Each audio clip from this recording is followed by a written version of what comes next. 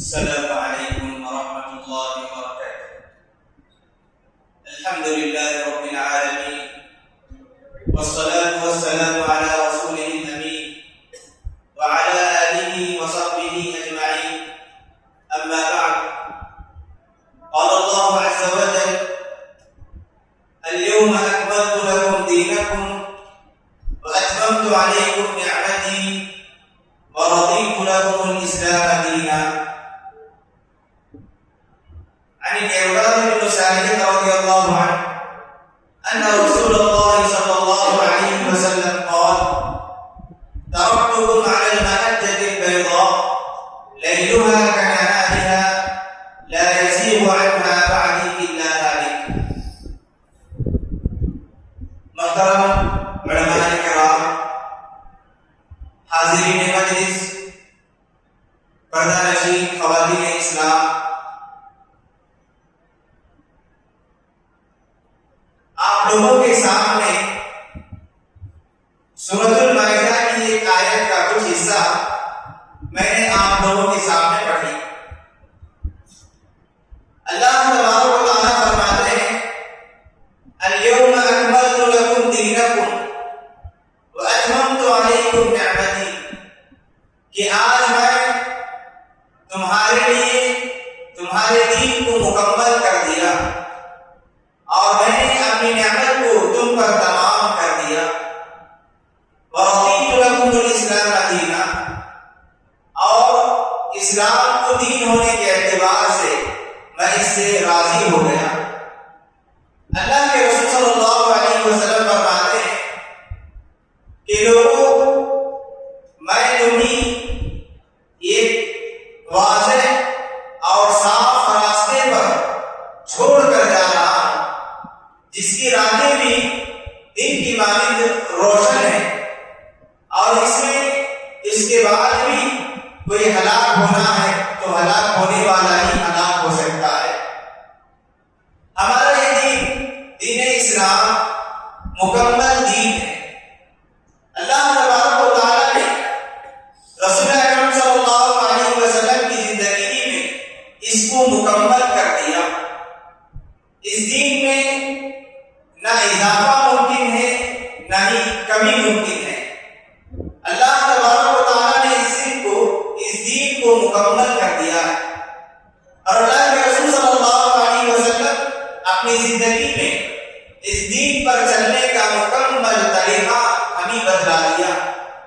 آج اس دین میں عمل کرنے کے لیے کسی نیکی کی اضافے کی ضرورت نہیں، کسی عبادت کے اضافے کی ضرورت نہیں۔ اللہ اور اس کے رسول نے جو باتیں بتائی وہی دین ہے۔ اللہ اور اس کے رسول نے جو باتیں ہمیں بتائی وہی دین ہے، وہی اسلام ہے۔ اللہ کے رسول صلی اللہ علیہ وسلم کے زمانے میں جو دین تھا وہی دین قابل قبول ہے۔ صحابہ کرام کے زمانے میں جو دین تھا وہی دین قابل قبول ہے۔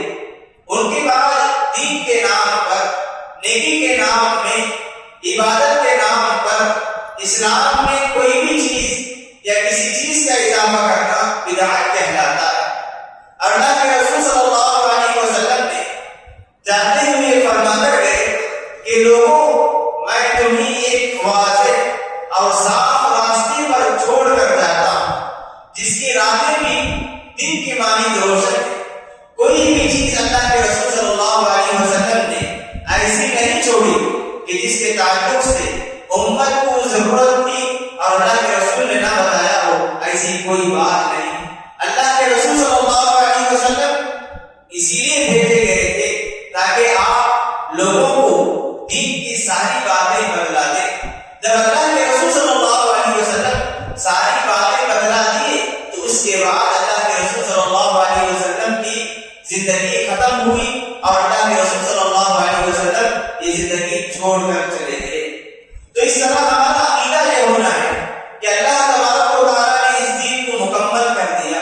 اس دین میں نیکی کے نام پر، عبادت کے نام پر کسی چیز کا اضافہ بدعت کہلاتا ہے۔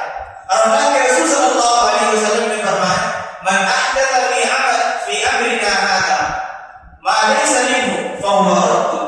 جو کوئی بندہ ہمارے دین میں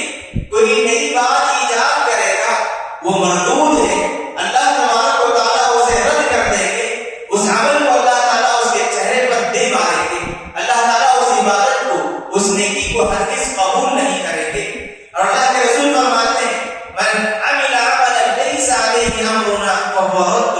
اور ایک حدیث میں فرماتے ہیں کوئی ایسا عمل کرے کہ کوئی انسان ایسا عمل کرے جیسا عمل کے ہماری سنت کے مطابق نہ ہو تو ایسے عمل کو اللہ تعالیٰ رد کر دیں گے، اس عمل کو اللہ تبارک و تعالیٰ قبول نہیں کریں گے. سنت پر عمل کرنا ہے اور بدعات سے دور رہنا ہے، یہی تعلیم اللہ کے رسول صلی اللہ علیہ وسلم نے دی. اللہ کے رسول اور صحابہ کرام کے زمانے میں جو باتیں تھی وہی دین ہے. امام مالک رحمہ اللہ فرمایا کرتے تھے ما لم یکن یومئذ دینا لم یکن اليوم دینا.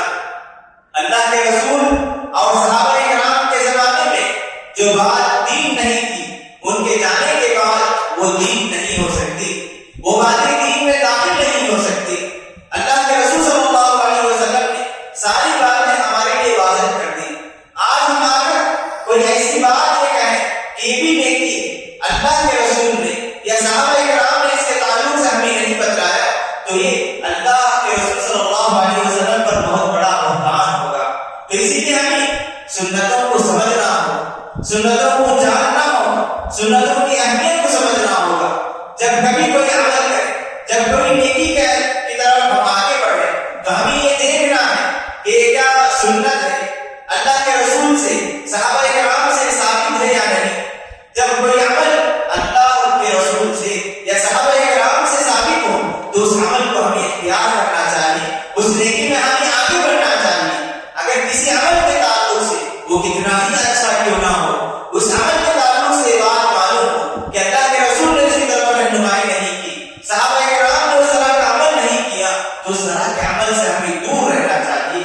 اسی لیے اللہ کے رسول صلی اللہ علیہ وسلم فرمایا کرتے تھے علیکم بسنتی وسنت الخلفاء الراشدین کہ لوگوں تمہیں چاہیے کہ تم میری سنتوں پر مکمل طور پر عمل کرو اور میرے بعد جو ہدایت یافتہ صحابہ ہوں گے ان کی سنتوں پر تم عمل کرو.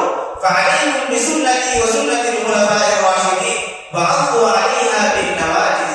میری سنتوں کو، صحابہ کرام کی سنتوں کو تم اپنے دانتوں سے مضبوطی کے ساتھ تھام لو، مضبوطی کے ساتھ تم پکڑ لو. وَإِيَّاكُمْ وَمُحْدَثَاتِ الْأُمُورِ کہ لوگوں دین میں نئی بات ایجاد کرنے سے بچے رہو. فَإِنَّ كُلَّ مُحْدَثَةٍ بِدْعَةٍ یاد رکھو دین میں ہر نئی بات ایجاد کرنا بدعت ہے. وَكُلُّ بِدْعَةٍ ضَلَالَةٍ اور ہر بدعت کا انجام گمراہی ہے. وَكُلُّ ضَلَالَةٍ فِي النَّارِ اور ہر گمراہی کا انجام جہنم ہے. تو اس حدیث میں اللہ کے رسول صلی اللہ علیہ وسلم نے سنتوں کو تھامنے اور بدعتوں سے دور رہنے کا ہمیں حکم دیتے ہیں. جب کبھی یہ بات معلوم ہو جائے کہ یہ بات بدعت ہے تو اس سے ہمیں دور رہنا چاہیے، کیونکہ انسان بدعتوں کا اہتمام کرنے لگے، بدعات پر عمل کرنے لگے تو اللہ تبارک و تعالیٰ اسے گمراہ کر دیتے ہیں اور یہی گمراہی اسے جہنم تک لے جاتی ہے.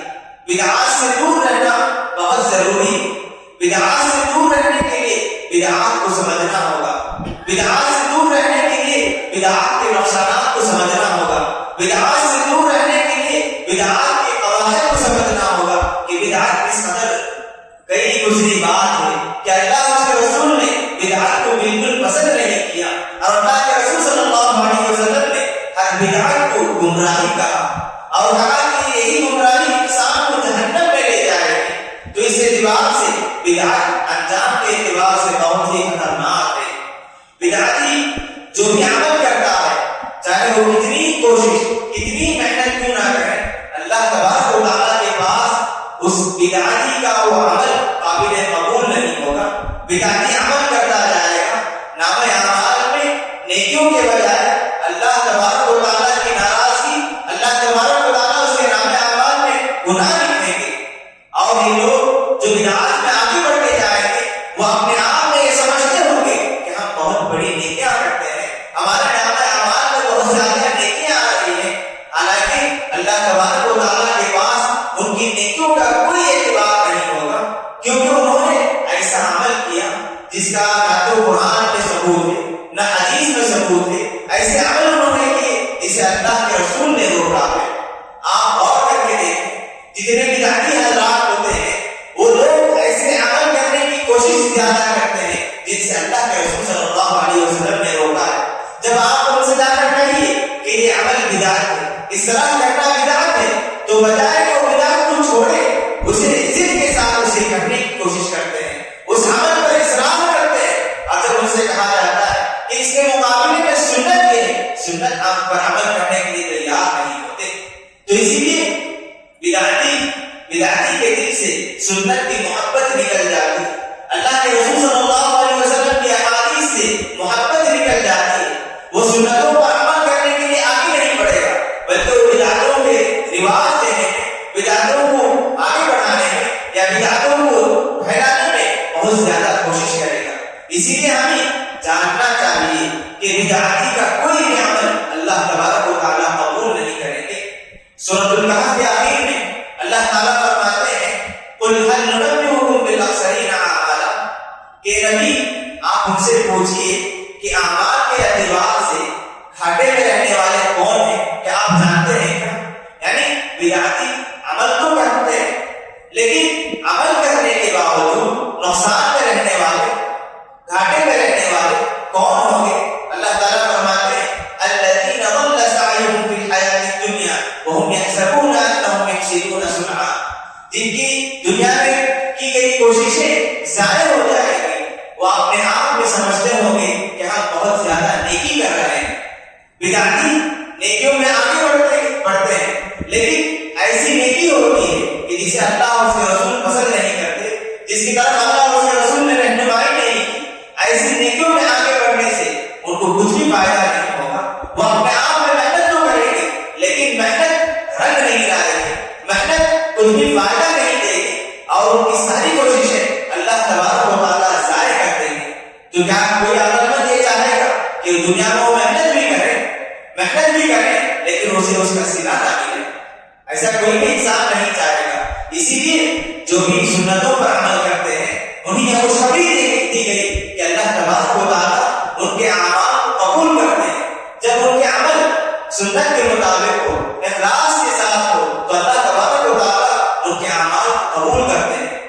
سورۃ الغاشیہ میں آپ لوگوں نے بار بار سنا ہوگا، اللہ تعالیٰ فرماتے ہیں وجوہ یومئذ خاشعہ عاملۃ ناصبہ، کہ قیامت کے دن بہت سارے چہرے جھکے ہوں گے. عاملۃ ناصبہ، جہنم میں اس دن مشقت کے اٹھانے کے باوجود تھکے ہوں گے، تھک کر ہار گئے ہوں گے. یہ ایسے لوگ ہوں گے جو اپنے آپ کو محنت میں نیکیوں میں تھکائے ہوں گے لیکن انہوں نے ایسے اعمال کیے جو اعمال کے اللہ تعالیٰ کو پسند نہیں تھے، جو اعمال کے رسول اکرم صلی اللہ علیہ وسلم کی سنت کے مطابق نہیں تھے. تو ایسے اعمال کو اللہ تبارک و تعالیٰ ضائع کر دیں گے اور ایسے لوگ پھر روز قیامت عمل کی وجہ سے تھکے ہوں گے لیکن ان کی تھکاوٹ، ان کی محنت، ان کی کوششیں کچھ بھی رنگ نہیں لائے گی. اللہ تعالیٰ ایک اور آیت میں فرماتے ہیں یوم تبیض وجوہ وتسود وجوہ، کہ اس دن قیامت کے دن بہت سارے چہرے چمک رہے ہوں گے اور وہیں پر بہت سارے چہرے سیاہ ہو گئے ہوں گے. ابن عباس رضی اللہ عنہ فرمایا کرتے تھے جن کے چہرے چمک رہے ہوں گے وہ اہل سنہ ہوں گے، جو سنتوں پر عمل کرنے والے، بدعتوں سے دور رہنے والے، جو لوگ دنیا میں سنتوں پر عمل کرتے رہے، سنتوں کا اہتمام کرتے رہے، اللہ کے رسول صلی اللہ علیہ وسلم کی سنتوں کو، صحابہ کرام کی سنتوں کو مکمل طور پر تھامے رہے. ایسے لوگوں کا چہرہ کل روز قیامت چمک رہا ہوگا. ایسے لوگوں کے سامنے بہت سارے چہرے ذلت و رسوائی کے ساتھ سیاہ ہو گئے ہوں گے. وتبیض وجوہ یوم تبیض وجوہ وتسود وجوہ، اللہ تعالیٰ فرماتے ہیں کہ جن کے چہرے سیاہ ہو گئے ہوں گے، ذلت و خواری سے ان کے چہرے جھکے ہوں گے، یہ لوگ کون ہوں گے؟ صحابی رسول عبداللہ بن عباس فرماتے ہیں کہ جن کے چہرے سیاہ ہو جائیں گے وہ لوگ اہل بدعت، ایسے لوگ جو بدعتوں کی طرف آگے بڑھا کرتے تھے، بدعتوں کو رواج دیا کرتے تھے، بدعتوں کو پھیلانے کی کوشش کیا کرتے تھے. ایسے لوگوں کے چہرے کل روز قیامت سیاہ ہو جائیں گے، ذلت و رسوائی ان پر طاری ہو جائے گی. اسی لیے ہمیں بدعات کی خطرناکی کو سمجھنا ہوگا. بدعتی جب کوئی عمل کرتا ہے تو اس کے پاس کوئی دلیل نہیں ہوتی تو بزبان حال وہ یہ کہتا نعوذ باللہ اللہ کے رسول صلی اللہ علیہ وسلم پر وہ الزام لگاتا ہے. اللہ کے رسول صلی اللہ علیہ وسلم نے تو کہا کہ میں آپ لوگوں کو ایسے راستے پر چھوڑ کر جاتا ہوں جو راستہ کے صاف ہے, جس راستے پر کہ کوئی بھی انسان چل کر کامیاب ہو سکتا ہے, وہ راستہ مکمل ہو گیا. اب جب کوئی بدعتی کوئی نئی عبادت کوئی نئی نیکی دین میں ایجاد کرتا ہے تو یہ سمجھتا ہے کہ اللہ کے رسول صلی اللہ علیہ وسلم نے یہ نیکی ہمیں نہیں بتلائی. گویا کہ وہ اللہ کے رسول صلی اللہ علیہ وسلم پر الزام لگاتا ہے. اور اسی لیے بدعتی کے تعلق سے بہت خطرناک باتیں کہا, سلف نے بہت زیادہ خطرناک اور سخت باتیں کہی ہیں. امام مالک رحمہ اللہ فرمایا کرتے تھے من ابتدع فی الاسلام بدعۃ ویراها حسنہ, کہ اگر کوئی انسان دین میں کوئی نئی بات ایجاد کرے اور اسے یہ سمجھے کہ یہ نیکی ہے, یہ اچھی بات ہے, فقد زعم ان محمدا خان, تو یہ سمجھتا ہے کہ اللہ کے رسول صلی اللہ علیہ وسلم نے رسالت کو پہنچانے کے معاملے میں خیانت کی. نعوذ باللہ کہ اللہ کے رسول صلی اللہ علیہ وسلم نے اللہ تبارک و تعالیٰ کی جانب سے جتنی باتیں پہنچانے کا حکم تھا ساری باتیں پہنچا دی. جب کوئی بدعت ایجاد کرتا ہے اور یہ سمجھتا ہے کہ اچھی بات ہے اور اللہ کے رسول نے یہ بات ہمیں نہیں بتلائی, تو گویا کہ وہ اللہ کے رسول کو الزام دیتا ہے اور اپنے زمانے آج سے یہ کہتا ہے کہ وہ اس آیت کا بھی انکار کرتا ہے الیوم اکملت لکم دینکم. اللہ نے کہا کہ میں نے آج کے دن تمہارے دین کو مکمل کر دیا. اور بدعتی جو بدعت کا اضافہ کرتا ہے, تو بدعت کا جو اضافہ کرتا ہے وہ دین میں کچھ اضافہ کرتا ہے. جو چیز مکمل ہو جائے اس میں اضافے کی ضرورت نہیں. اس آیت کے بالمخالف اس آیت کے برخلاف کو عمل کرتا ہے. اسی لیے ہمیں بدعات کو سمجھنا ہوگا. اور یہ بھی یاد رکھیں کہ بہت سارے سلف نے کہا کہ جس قوم میں کوئی بھی بدعت آ جاتی ہے, کوئی بدعت جنم لیتی ہے, تو اللہ تبارک و تعالیٰ اس کے مطابق سنت کو اٹھا لیتے ہیں. بدعت کسی قوم میں بدعتیں جس قدر زیادہ ہوگی اسی قدر وہ قوم, وہ جماعت, وہ لوگ سنتوں سے دور ہوتے چلے جاتے ہیں. آپ غور کر کے دیکھیے, وہ لوگ جو بدعات میں زیادہ آگے بڑھتے ہیں ان کی زندگی پر آپ غور کر کے دیکھیے, ان کی زندگی کو پڑھ کر دیکھیے, ان کی زندگی میں زیادہ نمازیں نہیں ہوگی, فرائض و واجبات کی ادائیگی ان کی زندگی میں نہیں ہوگی. یہ لوگ چند خاص عبادتوں کو اپنی دین کا حصہ سمجھتے ہیں. جب سال کو وہ موسم آتا ہے تو ان موسم میں وہ عبادت انجام دے کر یہ سمجھتے ہیں کہ ہم نے دین کا حق ادا کر دیا اور ہم نے دین پر مکمل طور پر عمل کر لیا. آپ غور کیجیے, جو محفل میلاد منانے والے, شب برات منانے والے, ان لوگوں کو دیکھیے کہ ان لوگ عام مہینوں میں, سال کے عام دنوں میں ان کے عمل کا انداز, ان کے عمل کا طریقہ کیا ہوتا ہے. نمازوں کی پابندی نہیں, سنتوں کا اہتمام نہیں, ذکر و اذکار کی پابندی نہیں, تلاوت سے دور اور نیکیوں سے دور رہتے ہیں.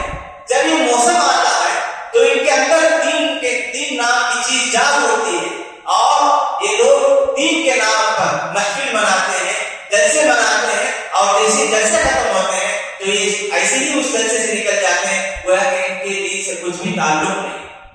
جلسہ منانے کے بعد یہ لوگ جو جلسے مناتے ہیں دین کے نام پر, نبی کی محبت کے نام پر, اسی دن فجر کی نماز ان سے چھوٹ جاتی ہے اور اسی جلسے میں ایسے کام کرنے لگتے ہیں کہ جس سے اللہ کے رسول صلی اللہ علیہ وسلم نے واضح طور پر منع کیا رہتا ہے. اللہ کے رسول صلی اللہ علیہ وسلم رقص و سرور سے منع کرتے ہیں. ان کی محفلوں میں دیکھیے کیا کیا باتیں ہوتی ہیں, ناچنا, گانے بجانا اور ایک دوسرے کو تکلیف دینا, ایسی چیزیں ان کی محفلوں میں ہوتی ہیں جس سے اللہ کے رسول صلی اللہ علیہ وسلم نے واضح طور پر منع کیا ہے. اس میں کوئی شک نہیں ہے, لیکن اس کے باوجود یہ لوگ اللہ کے رسول کی محبت کے نام پر یہ ساری باتیں کرنے لگتے ہیں. اور جس قوم میں کوئی بدعت آتی ہے, جو کوئی جماعت کسی بدعت کو انجام دینے لگتی ہے تو وہاں سے سنت اٹھ جاتی ہے. اس سے بڑی مثال کیا ہو سکتی ہے کہ اللہ کے رسول صلی اللہ علیہ وسلم کی سنت ہر نماز کے بعد ذکر و اذکار میں رہنا, ہر نماز کے بعد 33 مرتبہ سبحان اللہ پڑھنا, 33 مرتبہ الحمدللہ, 33 یا 34 مرتبہ اللہ اکبر پڑھنا.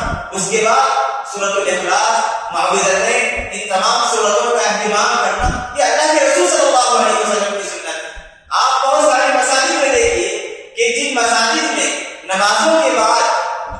اجتماعی دعا کا اہتمام ہوتا ہے وہاں سے یہ سنت ختم ہو گئی. صرف 2 نمازوں میں وہ لوگ ان اذکار کا اہتمام کرتے ہیں, اس کے علاوہ دوسری نمازوں میں ان کے پاس ان اذکار کا اہتمام نہیں ہوتا. جیسے ہی دعا ختم ہوتی ہے فوراً وہ مسجد سے نکل جاتے ہیں. سلف نے جیسے کہ کہا کہ جس قوم میں کوئی بدعت آتی ہے تو اس کے برابر سنت اللہ تبارک و تعالیٰ اٹھا لیتے ہیں اور قیامت تک اس سنت کو واپس نہیں بھیجتے. تو بدعات ایجاد کرنے کی وجہ سے اللہ کے رسول صلی اللہ علیہ وسلم کی اچھی اچھی سنتیں ختم ہو جاتی ہیں اور قوم اور جماعتیں لوگ اللہ کے رسول صلی اللہ علیہ وسلم کی بہترین سنتوں سے محروم ہو جاتے ہیں. اور جو کوئی انسان بدعتی جو بھی ہوگا جب اس کے سامنے بدعت کی وضاحت کی جاتی ہے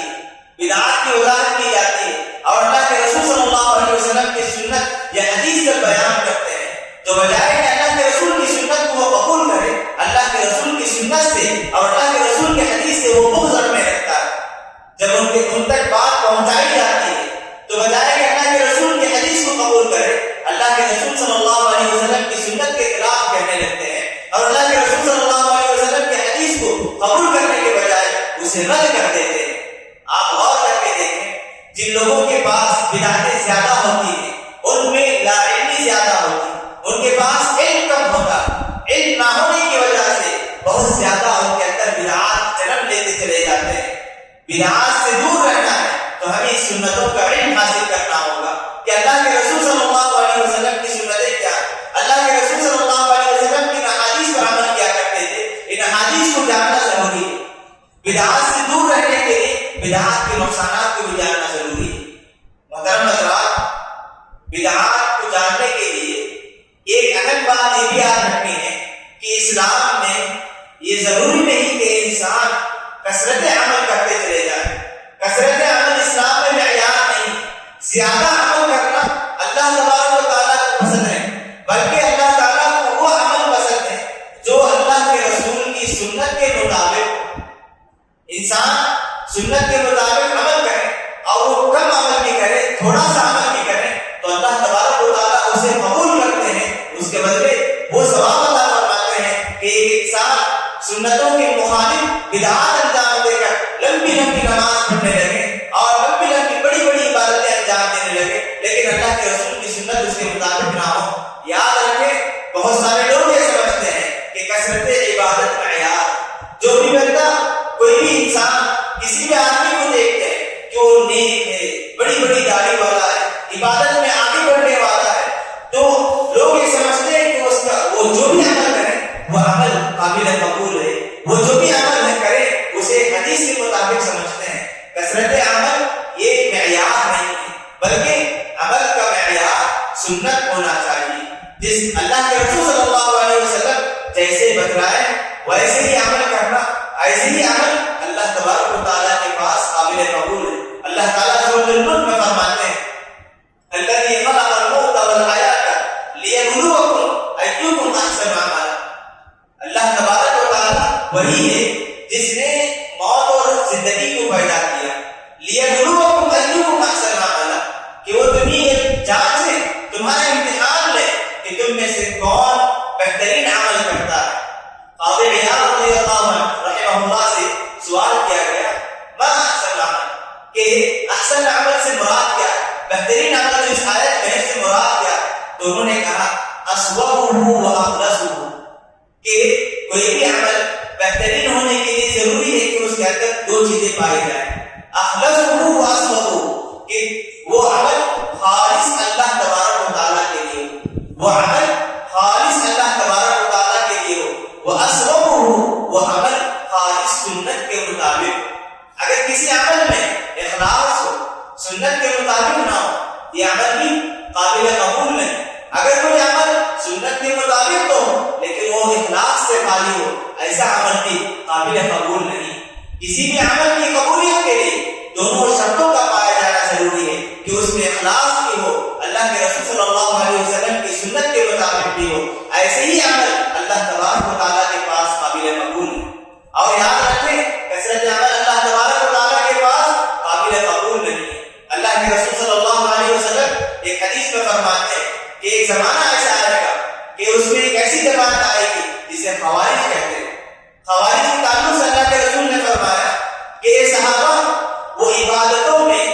ریاستوں میں اتنے آگے بڑھیں گے کہ ان کی نمازوں کے سامنے، ان کی عبادتوں کے سامنے تمہاری نماز کچھ بھی نہیں ہوگی.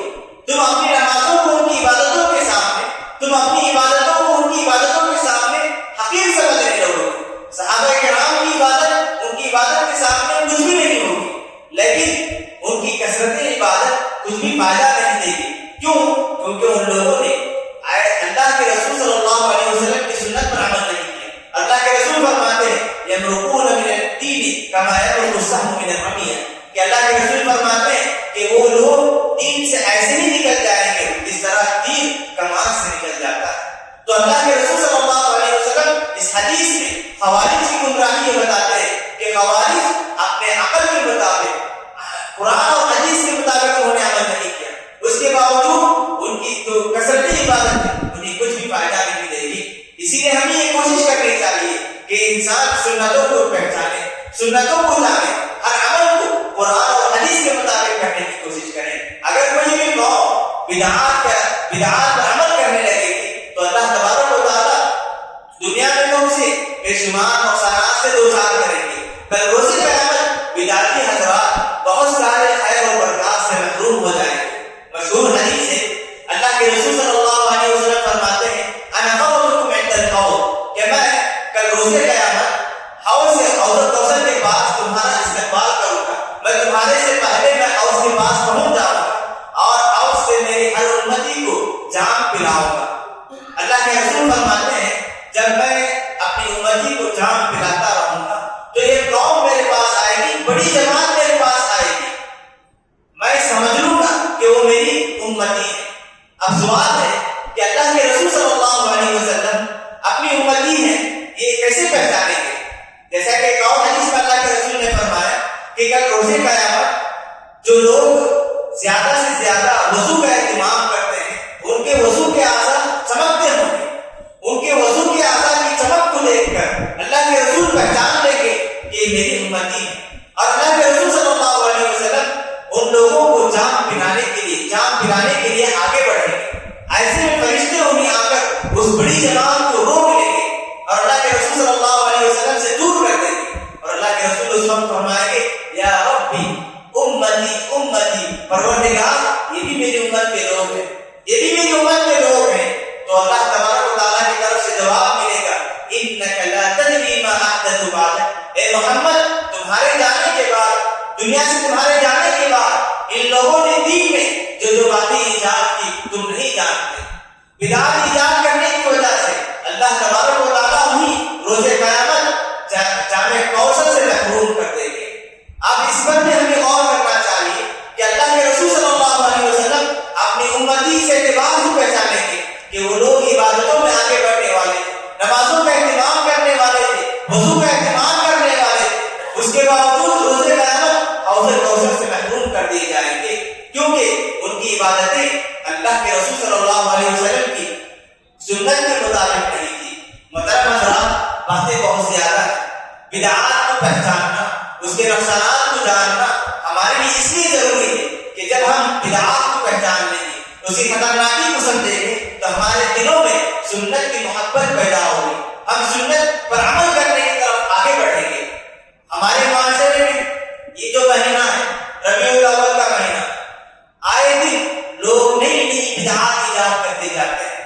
ایک تو نااہلی کی وجہ سے، دوسرا اہم سبب یہ ہے کہ لوگ دوسری قوموں کو جب دیکھتے ہیں کہ وہ لوگ بھی اپنے نبی کی یا اپنے بڑے لوگوں کی میلاد مناتے ہیں یا اپنے بعض ان سے ان کی نسبت ہوتی ہے ان کے تعلق سے جشن مناتے ہیں، تو مشابہت میں یہ لوگ بھی میلاد منانے میں یا جلسے جلوس رکھنے میں، محفل منانے میں یہ لوگ آگے بڑھتے چلے جاتے ہیں. لیکن ان جلسے جلوس میں کیا باتیں ہوتی ہیں، اللہ کے رسول صلی اللہ علیہ وسلم جن باتوں سے روکے ہیں وہی باتیں کرنے لگتے ہیں. بدعتی اور سنت پر عمل کرنے والے میں فرق کیا ہے بتائیے؟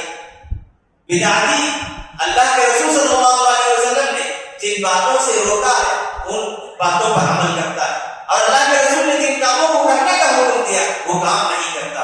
اور سنت پر عمل کرنے اہل سنت کی علامت یہ ہے کہ اللہ کے رسول نے جن باتوں کا حکم دیا وہی انہی باتوں پر وہ عمل کرتا ہے، اور اللہ کے رسول نے جن باتوں سے روکا کتنا افسوس کی بات ہے کہ ہم خطبوں میں، دروس میں اور مختلف موقع پر ہم بدعات کے تعلق سے کہتے ہیں کہ دین میں کوئی بھی بات، نئی بات ایجاد کرنا اللہ کے رسول کو پسند نہیں ہے۔ اللہ کے رسول صلی اللہ علیہ وسلم نے اس کی خطرناکی بیان کی ہے، اس کے باوجود لوگ سمجھتے نہیں۔